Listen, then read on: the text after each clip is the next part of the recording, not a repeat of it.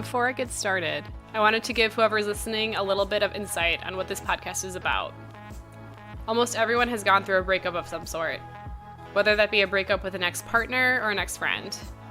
Breakups are obviously devastating and hard, but they shape us into the people that we are today. My hope for this podcast is to make you realize that you aren't alone when it comes to going through a breakup. You can get through it, and hopefully learn something from it at the end of the day.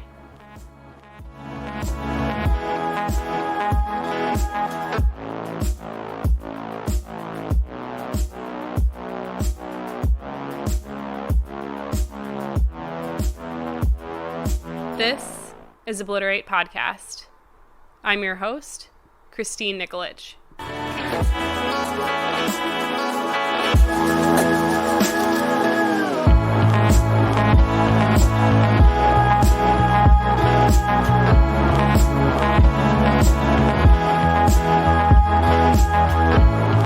If you have any questions, comments, thoughts, or feelings about me, my guest, or just the podcast in general, feel free to email me at obliteratepodcast@gmail.com, or you can follow us on Instagram at obliteratepodcast. My guest today is Tyler. He's originally from upstate New York, and we met while interning at The Late Show with David Letterman. Now he's living the dream in Savannah, Georgia, and working for himself as a video production professional. He also has a podcast called Creative Truth. In this episode, Tyler talks about the relationship that made him hit rock bottom, and how ending it propelled him back to life. This is Tyler and the Ex-Girlfriend. How's it going, Tyler? It's going well. How are you? I'm good. What's new in your life? How are you dealing with coronavirus and all this stuff going on? I'm in Savannah, Georgia, and things have been going well. Businesses are reopening, but there's like a 2-week gestation period, and there's some guidelines that people are supposed to adhere to, but it's not, not everyone's wearing a mask. So, what was the vibe going back to work? Half the staff was like, "Okay, let's get it on with," and then the other half was like, "I can't believe that this is happening already. I still want to work from home." They've allowed us to, like, some people to work from home and be more flexible. And thankfully, doing what I do, I can get out of the office pretty often. I'm a videographer, so I can go out and shoot and be kind of on my own quite a bit. That's true. That's super nice. Yeah. Should we talk about how we met? Sure. Yeah. So, me and Tyler met. We were both interns on The Late Show with David Letterman, which is kind of cool, I guess. In January 2012. So 8 years ago. A lifetime ago. Yeah, it feels like it. It's crazy. We were actually in the same department. So we were like not down with the rest of the plebs. Like we were the 14th floor interns in the writing department. So we sure were. Yeah. It was, I mean, do you miss New York? Oh yeah. I'm from upstate New York, Syracuse, New York. Well, like kind of like Syracuse, Albany, Rochester, all over upstate. So I miss my family and I miss like parts of upstate New York. But the main reason I moved south is for the weather. And so like I don't really see moving back to New York, whether that's a city or upstate, like in my future. But I do miss it. I mean, and New York City is always going to have like a big part of my heart, just because like at the age we were at, like I had just turned 21, and that was just like a really, really good period of time in my life. Boozing and losing. Yeah, we just went out like every day, and there's like, when we talk about like seeing people, like famous people come to Savannah, I'm like, I used to like walk by famous people every day and not even like think twice about it. And seriously, yeah, I still have a list of everyone that I saw / walked by in my phone. I should have done that. Like I already have like shit memory. I'm so bad about taking notes. So I'll like talk about, like, I think I saw them, but like I know they were on the show, but I don't remember if I like actually saw them. But then at the end of the day, like, really, what's the difference, And they don't remember us. Like, I remember my favorite memory was Kristen Wiig mouthed hi to me, and I was like, oh my God. But she probably was like, who is this freak show staring at me? Like, that's a great memory. It was a good memory. Yeah, she's always been my favorite. But I wasn't really like my breath wasn't ever really taken away until we met the Shins, but that was because we weren't expecting to. that's true. That's very true. That was cool being able to see the shows. Yeah. Just like being able to see the concerts so up close. Good times, good times. Good times. So who are you talking about today? We're talking about my ex-girlfriend of almost 4 years. And how did you meet your ex-girlfriend? I was having a house party. I owned a house up in Oswego, New York, and I had probably like 20 or 30 people over, and I had like a little mini pool set up, and she showed up with one of my childhood friends, and we just kind of hit it off. So is she really good friends with one of your childhood friends, or were they just like acquaintances? she actually lived with him, and I lived with a bunch of girls. I lived with my sister and 2 female grad students. She lived with my buddy and another guy, and like an hour away, and then she just showed up at the party, and then we hit it off, and that was kind of that. And then how quickly did you guys start dating after that initial meeting? So this is good. I was such a different person back then. It's crazy. That was actually like my one and only one night stand. And then we found each other on social media, and then, she was like dropping likes. So then like 6 months later, I went back to my buddy's house, which is in Rochester, New York, which is like an hour away. And she was there. And then pretty much we got together at that point. Would you say that your relationship progressed pretty quickly, or was it kind of just like a casual thing at first? From memory, what happened was we actually started dating in the spring of 2016, and then in like February. And then because those girls were moving out of my house and she wanted to get out of the house of the boys, we were like, well, we should move in together. And so we moved in together in July. So in like 4 months. That's fast. Yeah, that's pretty fast. And I moved like an hour away. It's like I ended up moving to Rochester and renting out my house. Where were you working at the time? Like, were you just commuting an hour? No, I was working at my alma mater I worked there for like 3 years and change after I graduated college, and I knew I wanted to get out, and I knew I wanted to get out of that town, and I didn't know what I wanted to do next. At the time, I was like, I'm going to move to Los Angeles, or like back then, like going to New York City was still on the table for me. So I wanted to go somewhere where there was like a production industry, and I just like couldn't find a job. And then I met her, and then I was like, well, I'll just go back to school. And so I enrolled for my MBA online, and I basically I started like doing freelance marketing and video, and then going through grad school. And I want to say, I put myself through grad school, but I totally lived off student loans, and I'm paying for it now. So what were the good times that you remember with your ex-girlfriend? Like, what were your favorite memories with her? Yeah, there were like, those are the things I try and think about, because there were a lot of good times, and like especially towards the end, there were a lot of bad times, a lot of really bad times, but there, I have to remind myself that there were like a lot of good times, and just like little stuff like having a similar sense of humor, and like being able to do stuff with just like wake up next to somebody and like go out and like share little moments with people, with somebody else. There were some good times, and like she liked to party, and I liked to party more than I like to party now. So like we were just like probably not like that healthy of a thing, but like we had some good times. I feel like you're talking about your good times in a very sad voice, which makes but I can't help it. Yeah. I feel like whenever I ask that question about like memories, people are always just like, yeah, I mean, we went on a couple trips, and it was, I feel like no one can give me like specifics. dynamics, which is interesting and not like a bad thing. I don't know if I could give complete specifics about like why do you think you were with her, I guess, is a better question. I think initially what it was she like showed an interest in me without me ever having to be like, I worked for David Letterman and I have my MBA, and like, you know what I mean? Like, I didn't have to prove anything to her, and she was just like really into me for me. I had kind of just been like, okay, I'm not really worried. If I find somebody, I find somebody. And then there she was.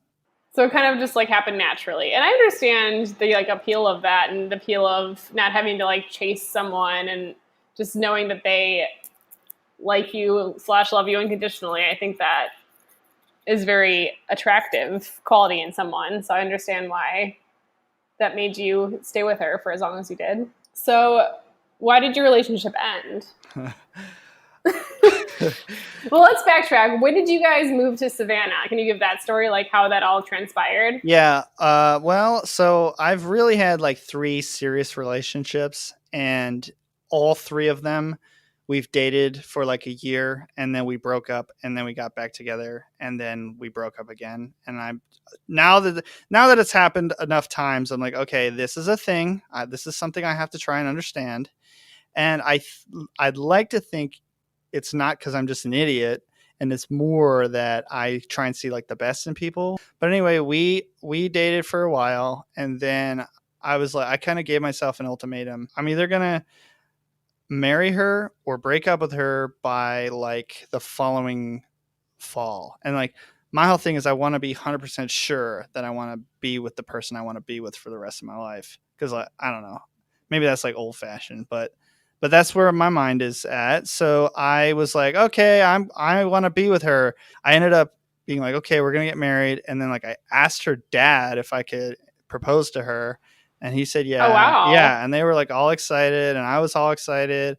And then there was just like, she had like lack of confidence and like some anger issues, like definitely some anger issues. And like, she just wouldn't budge on some stuff. And I'm like ready to get down on a knee and engage you, but you need to like just concede a little bit. And I know this is like so silly in hindsight now, but she wouldn't just like little stuff.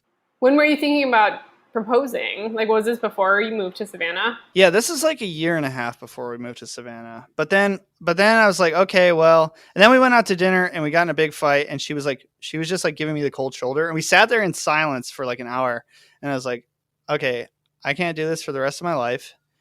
And so I packed up, like she went to work, and then I was still finishing up my master's degree. And so I packed up my stuff out of the apartment and I rented it all into a U-Haul.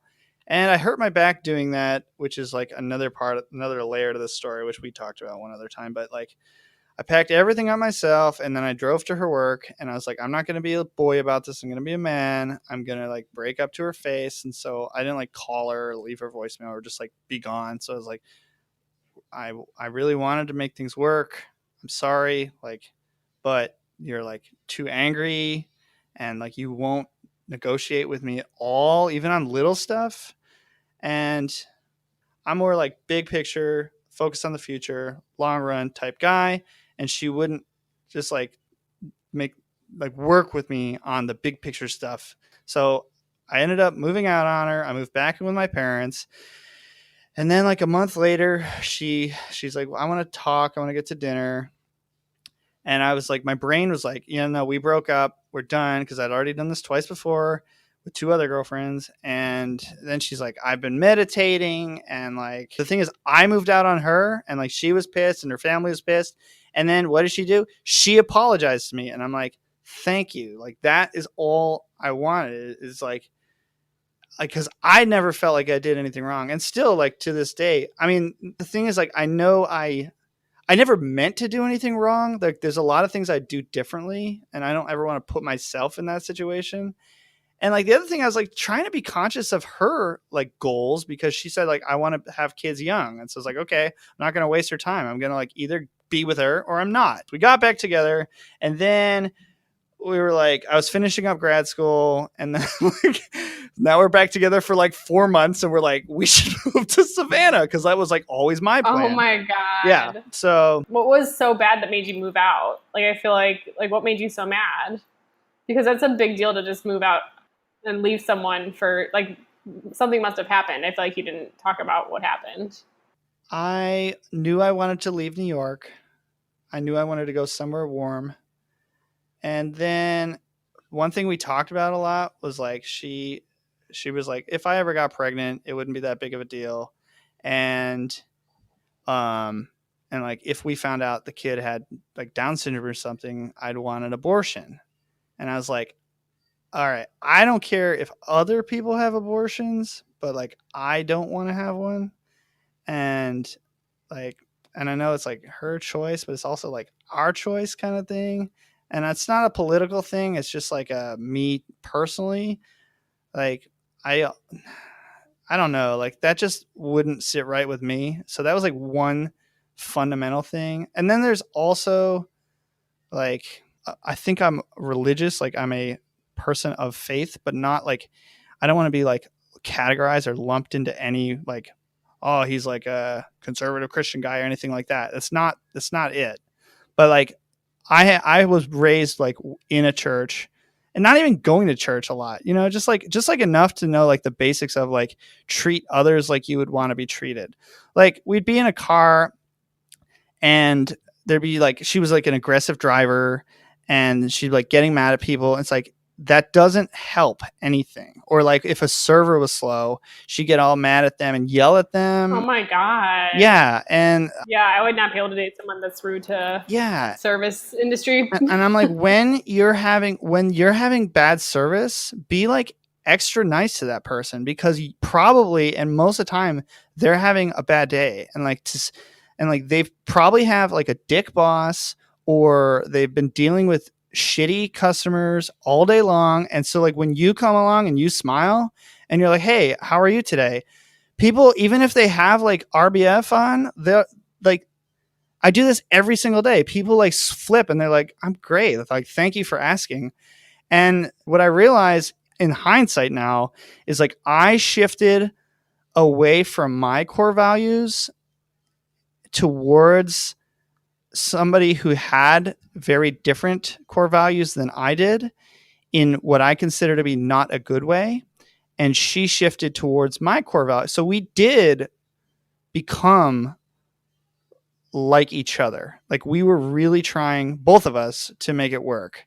And like she was like really actually trying to work on her anger and I was really trying to build up her self-confidence. And I'm like, now I'm like, none of that I ever had any control over. Like I would tell her how beautiful she was and she like, you think I'm hideous? And I'm like, no, like whatever gave you that impression?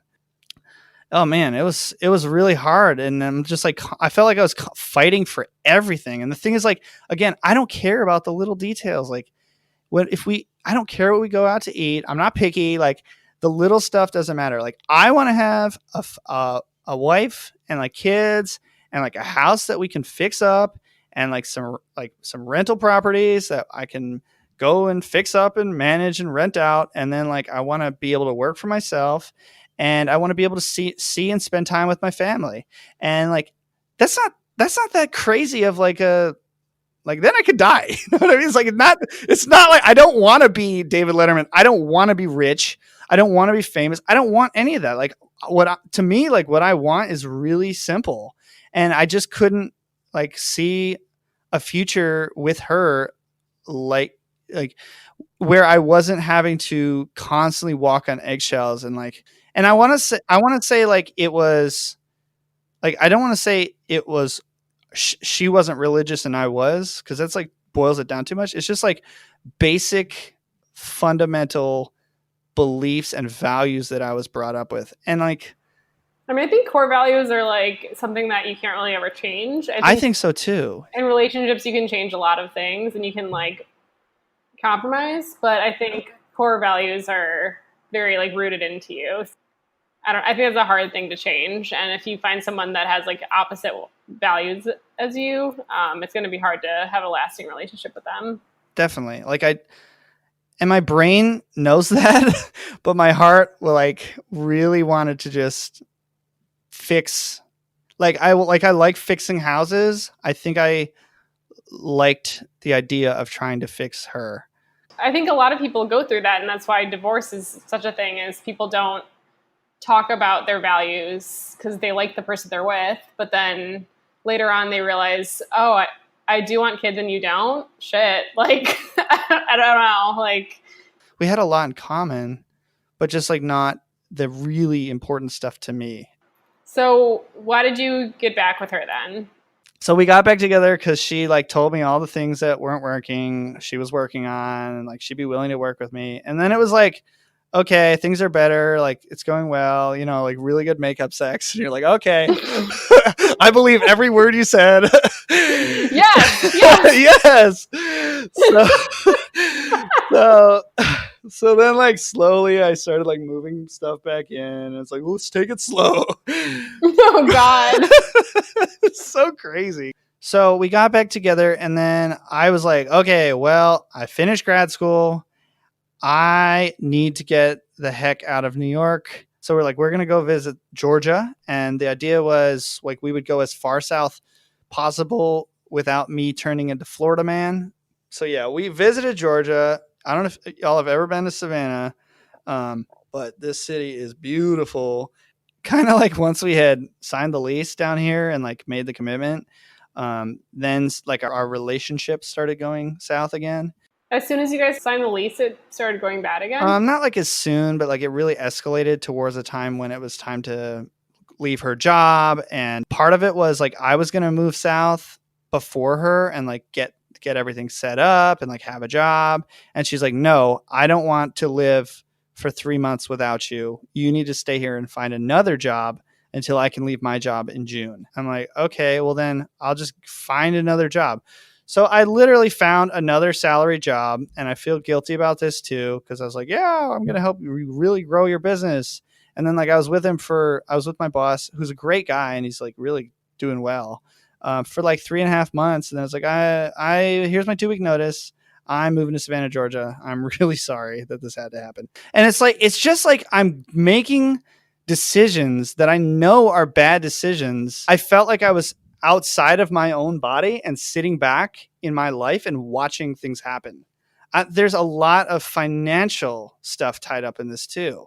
And it's like most of my 20s were utter bullshit. And now that I'm rounding out my 20s, I'm like, such a good place right now. I know we've just talked about all like the bad times and stuff, but I'm doing much better, much more hopeful and like optimistic about my 30s and my life going forward. So, okay, you guys moved to Savannah, and then Yes. what happened? So then the big thing was, this is like so crazy too. My brother got engaged really quickly. And she was like really pissed off at him and me because she thought we should be engaged. And she was like angry at him because she thought, like in her mind, she said he was like, him and his wife were copying us. I'm like, except not, no, like that's, people don't do that. Like they're just doing their thing. Like if they're ready to get married quick, great, but like, and it's like, and you don't remember all the fights we've had, like all the things we've had to overcome and all the problems we still currently have. We need to fix all that stuff before we can, like, I need to be absolutely certain that I'm going to spend the rest of my life with you. So when it came to moving to Savannah, the day of, or like the week of, my brother was like, yeah, I'll help you load up the trailer. And she was all mad at my brother. And so she's like, I don't want him in our house. And I was like, again, like sitting back in my own life, I'm like, all right, Charlie, I guess I'm just going to move everything myself. So I literally loaded up all of our belongings. I mean, couch, bed, desk, everything myself, down from the second floor, loaded them into the U-Haul trailer. How did you do the couch by yourself? Sheer will. And oh my God. Yeah. And this is again to the back injury when we got down to Savannah, and I drove the whole way because she doesn't drive. And she almost bailed on, she got cold feet and she almost bailed on me the day of. And I was like, the thing's already packed. Just get in the car. Let's go. We finally landed in Savannah. I couldn't walk for like 2 weeks. Like I couldn't stand up straight because like turns out I had been really seriously injuring myself physically for years. But anyway, we get to Savannah, we move in, and then we have to go to my brother's wedding, which is like the next month. And she doesn't want to fly because we had adopted a dog and we can't leave the dog in a kennel and we can't leave the dog with my coworkers because I've only known them for 2 months. So we have to drive up to my brother's wedding. And since I don't have vacation time accrued, we have to drive back down to Savannah, which is a 20-hour drive. And then we had another wedding the following weekend. And so guess what?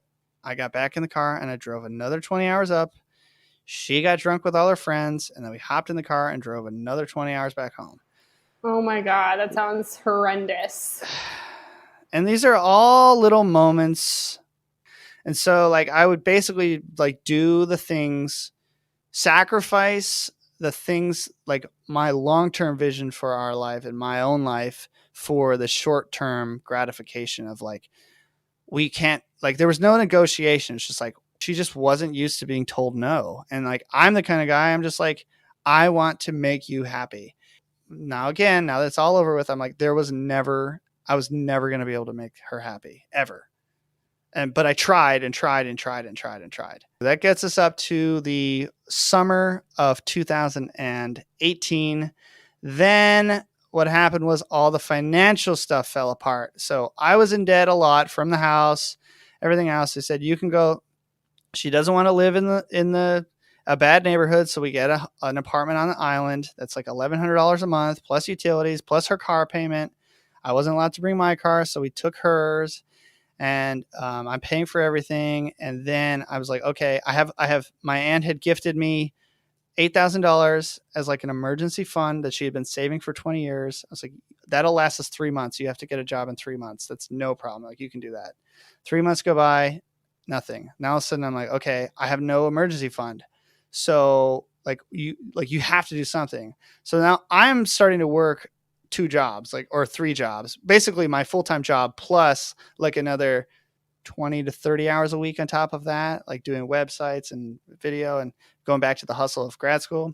Now all of a sudden I'm like, okay, well, at least I'm going to sell my house. So I sell my house and there's $12,000 and that goes down the drain. Now we're coming up on 6 months. Now it's coming up to Christmas time. It's like, okay, you had 3 months. You have to get a job. Now it's coming up on 6 months. Well, we're going to go home for Christmas. We go home for Christmas. Then we go back. It's January. Okay, now I've maxed out all my credit cards. The credit card companies are starting to shut off all of my credit limit. And what happened is in March, I basically defaulted on $54,000 of credit card debt, and all my money was gone. All my house that I had worked on for 3 years renovating, all that money was gone. All my emergency money was gone. And in my mind, I was like, maybe when she sees how terrible this is hurting me, how much my heart has been hurt, she'll do something. And I let another 8 months go by. And she eventually, once our car got repossessed, she got a 10-hour-a-week job. And again, I'm working like 80 hours a week. And then the last final straw was we got an eviction notice because I never gave up. I was working, trying to make it work the whole time. And what happened was we had to fly to New York for another wedding, which, again, everything I'm paying for, like all the gas, everything, food, everything. Oh my God. Why would you even go to these weddings at this point? I would just be like, I literally can't afford to go. In my deranged, mentally ill state of mind, I thought I had no say or choice. I know now that I did all along. I said that the first thing I said is she doesn't have control over me anymore. And one of my friends says, she never did. You gave her control. And I'm like, you're absolutely right. But I was sick. I was an enabler. And and we got an eviction notice, and she was slated to fly home. And I actually, this is true. This is true.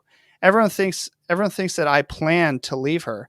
I went to go look at a van so that we could be homeless together. Because I said, no matter, like, I realized that no matter what happens, it doesn't matter how terrible it gets. She's not going to leave me. I have to leave her. So, and that came from talking to my brother, and he's been through some bad relationships in the past. And he said, there's no good time. You just have to do it. She's with her family. She's out of town. Do it. I just missed my flight. And then I did the same thing I did a year and a half prior. And I packed up my stuff, and I found an apartment on Craigslist, and I moved in to a new apartment, and I called her the night after when she was with her family. Because she was also so depressed. I mean, if suicide was an option for me, it would have happened the spring of 2019. That's so sad. Don't say that. No, I know, and it's not. Again, just going back to my like childhood fundamental beliefs, like I mean, it was the darkest time of my life, and it was and I felt very alone. My coworkers were all like, "Oh, we didn't know anything was wrong." Yeah, I mean, I had no idea. Like when I visited you that fall, like I thought that you were happy as a clam and you guys were doing really well. No, that's that. Now I'm trying to do a lot of self-analysis and like, wow, why can't I talk about my feelings, and why can't I stand up for myself? And like, I'm really, really, really trying to like work on myself. And by my understanding, she went back to who she was before we got together. And I went back to who I was, which is like somebody that's ambitious and goal oriented and like self-sufficient. And like, even if this doesn't make sense to you, I know this will make sense to some people. I became a liar, and it spilled over into so many. It's not she made me a liar. I became a liar. Like I chose to tell lies because it's like, if I tell this little fib, I won't have to have a fight. If I tell the truth, she's going to be mad at me and we're going to have a fight about it. I don't have a fight. I'm going to tell a lie. And then the lies spilled into, and now I'm living in some false reality too. And that's the thing. It's like, I'm sitting back outside of my own body, telling lies and making bad decisions and doing all these things for me that are horrible. And I know better. Like, and I mean, I've really lost myself. I ended up moving out on her. I call her, it's horrible. A couple days go by. Now I had a serious back injury, because I moved out again completely by myself. So I had a really serious back injury now that I had to go to physical therapy for a couple months, and that costs a lot of money. But then I started to see light, and I'm like, okay, I had known that I was going to break up with her. Well, I knew that I wasn't going to be with her for the rest of my life. I had made that decision a while previous, probably around the time when like all the debt collectors started calling me and everything. I was like, okay, I need to break up with her, but she's also, just like I am, mentally ill. We're like we're like drinking so much. Like I was drinking like a case of beer every 2 days, like 7 days a week. Wow. And yeah, and we were like both chain smoking. And I don't want to break up with her when she's down there because I don't know if she's going to hurt me. I don't know if she's going to hurt herself. I want her to be happy and healthy. Obviously, I do. I love this girl. So like I want the best for her. I just know that I'm going to die I'm going to like be like, I don't know what's going to happen to me. Like it's scary because I don't know. Like, I just know it's not sustainable.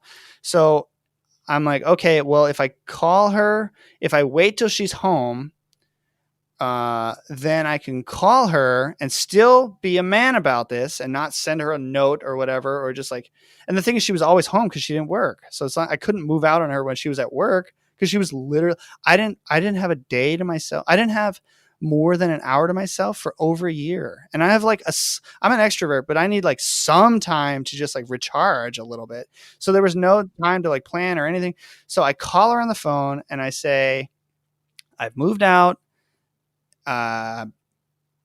And then there's another deal here. I kept the dog, which we adopted from my friend. So I feel like, and again, I'm paying for everything. So I felt it was fully justified. But that was hard because she says, okay, I'll come and get the dog. I said, no. And she said, I'm coming to get the dog. And that was the first time I stood up to her. I said, no, you're not. This isn't negotiable. I've already written a list of terms and conditions. It's already in your inbox. You can read it over, but none of that's up for debate. This is the way it's going to go. So I finally, to me, took some control over my own life again. And so then she calls me back. Okay, if I come down and I get a job and I really try to do it better, because she loved me too. Believe it or not, she really did love me like crazy. Will you take me back? Would you ever consider taking me back? And I said, no, we're done. It's not even something I'd consider. And she says, okay. And that's the last time we talked. And that was in October of 2019. And she was in New York when you broke up with her, right? She was in New York. So she flew down, and I heard this from my neighbors. She flew down with her cousin, got a U-Haul trailer, packed up her stuff, and drove back to New York. And then I had to go into the apartment, sell the washer and dryer, clean up, get rid of whatever was left, pack it in a box. So yeah, that was the breakup. And then she then texts me. She's texting me about the dog, and she says, I hope you know I'd never consent to you taking the dog from me like this. And I said, that's not Meg terminology. That is, Meg has spoken to a lawyer, and the lawyer is guiding her to bait me into saying, so I'm thinking about, what her game is here. So I said, well, to be clear in legal terms, I never took the dog. The dog has always been mine because we adopted her from my friend. I've paid all of her vet bills, and I'm in possession of her. And I trained her. She's a great dog, and I trained her. So there's a lot of layers to this. And so she says, well, take care of her then. And I haven't heard from her other than a little bit with the vet, getting the dog into the vet's name. She sent me a thing. And I have continued to heal and to grow. I'm trying to be honest and honest about everything, and honest that when it comes to the financial stuff, I was always doomed. I was always going to put myself in that position, and it might have taken 10 years, but eventually I was going to go bankrupt. So she helped me. She pushed me to the bottom. Did she save any money before you guys moved to Savannah? Was she saving it all in New York? No, there were a lot of what some would call a red flag. But I really I just wanted to see the best in her. I think she really forced me to step back and look at my life objectively. And she pushed me to rock bottom, or we went to rock bottom together. We did that together. I don't think she's a bad person. I don't think she ever wanted to hurt me. I don't think she even knew a lot of the time. I think she was really wrapped up in her own problems and mental health type stuff. I begged and pleaded for her to get a job. And then also all the drinking and smoking and I gained 30, 40 pounds. And now I've lost 30 pounds. So I'm almost back down to where I was before in the last 6 months. What would she say to you when you said that, when you would beg and plead to her? Anger. Yeah. She is an angry person. And, I hope she finds peace. I really don't hold it. I'm really, really trying to forgive her. However, I still have dreams about her coming to take our puppy away. And, I still have dreams about, I have nightmares, I have nightmares about us. And would I do it all again? Fuck no. If I could go back, I wouldn't choose to do that again. But I think it's going to make me a much better person. I mean, there's so many people out there that it's easy to like people that are wrong for you. But I think we're at the age where we can't, it's not like we're old, 30's not old, but you're at the point where you do want to find a forever person. And you can't really waste your time if they're not the right person. Yeah, totally. How does it feel knowing that you probably won't ever see or talk to your ex again?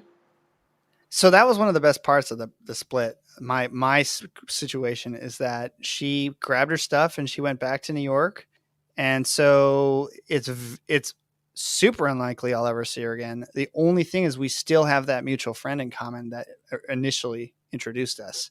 So I'm sure like at some point I'll probably run into her, but I'm almost already at the point where I don't really have ill will towards her. So like it's really, I'm super grateful that the breakup was like a really clean break and it feels good. Like if she apologized to me, I'd apologize to her.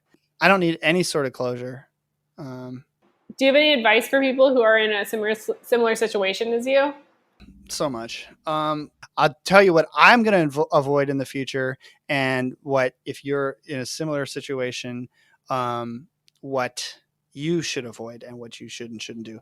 Bunch of things. First thing is like, if you're not compatible with somebody, there's nothing you can do to make it work. Like my mom gives this advice. Moms know all. Mom's a genius, so I should have listened to her from the beginning.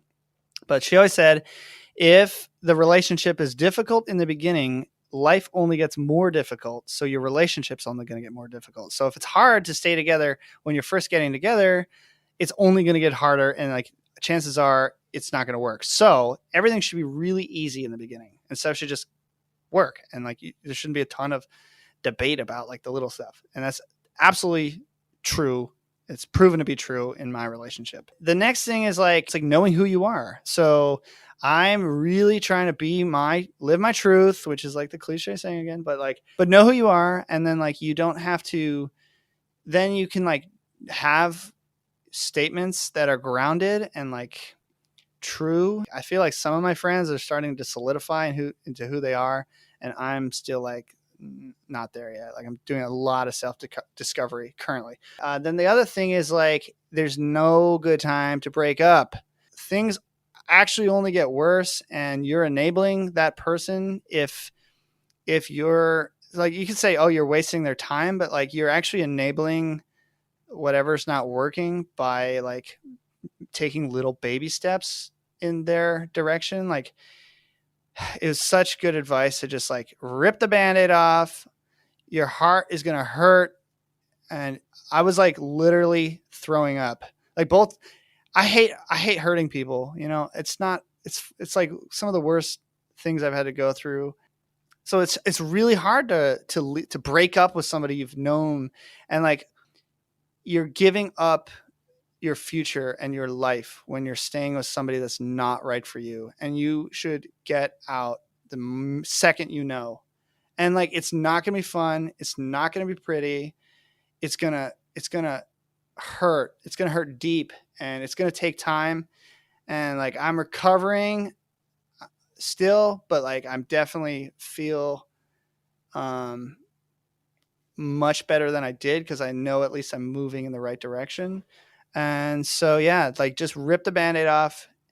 If you're not like, I'm not saying if you're not sure, end it, but I'm saying if you know in your gut and your heart that it's not right and it's not going to work, don't waste time. Just do it. A lot of people are so freaked out about breaking up, and that's why ghosting happens. And I can't believe that ghosting is even a thing. I've heard people have ghosted relationships that have lasted like 7 years just because they're too scared to break up. And it's like, hopefully you're breaking up to better the person and not to hurt the person. I was thinking about this. Like, you're actually going to be quite the expert on you're going to see some trends and like have a kind of understanding of the, what goes wrong in relationships. And so yeah, that's really cool. Like, is that were you trying to find some sort of understanding when you started Obliterate? Yes, I was. Yeah, I mean, as you know, I was in like a bad relationship a few years ago, and I kind of wanted to just see if other people had similar situations as me. And it seems like the trend is that people get into relationships, they fall in love, but they don't fight for what they want. They fight for what they think the other person wants. And I think you need to be selfish and figure out what you want before you can find your person. And I think it's really hard to think that way in your 20s because you just want to like be with somebody. But yeah, that's kind of what I've seen the trend to be a lot, is that people live for their partner more than they live for themselves. And I think you need to realize that you're not one person, you're two people trying to fight for a relationship together, and you need to compromise a lot. I don't know. I mean, I'm still learning. I'm not like 100% sure of myself ever, but I feel like You summarized my hour and a half story into 30 seconds. So thanks. No problem. Well, thanks for joining me. This was great. Yeah.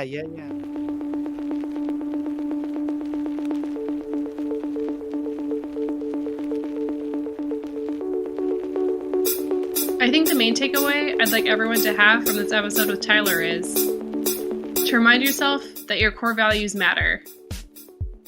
That doesn't mean you have to agree on everything with your partner. You certainly can have differences. But I think in order to have a long-lasting relationship, your partner needs to understand and respect your core values, because they tend to not be something that will ever change and will continue to define you throughout your life. I'd also like to mention that Tyler has his own business and podcast, and here's what he has to say about that. I'm the host of the Creative Truth podcast. We've got some big plans coming up, and the idea with the Creative Truth is like, we want to tell the truth of what it's like and how it's possible to support yourself in creative careers and creative entrepreneurship. So like how, if you're an artist or painter, photographer, or a sculptor, or a musician, how do you make a living? How do you find clients? How do you make money? And so you can find us on all the social media. Just search Creative Truth. We're on all the podcasts. And then the other thing is, like, I have a video production company called Crate Marketing with my buddy Taraz Misher. He's also my co-host on the Creative Truth. And that's cratemarketing.com. And that's my thing. And visit Savannah. Come visit Savannah, Georgia, and look me up. It's a beautiful city. I love it, and I think you'll love it too. Obliterate Podcast is produced by me, Christine Nikolic. Special thanks to Diala for providing the theme music. Please follow Obliterate Podcast on Instagram. And if you have any questions, feedback, or are interested in being a future guest, feel free to email me at obliteratepodcast@gmail.com.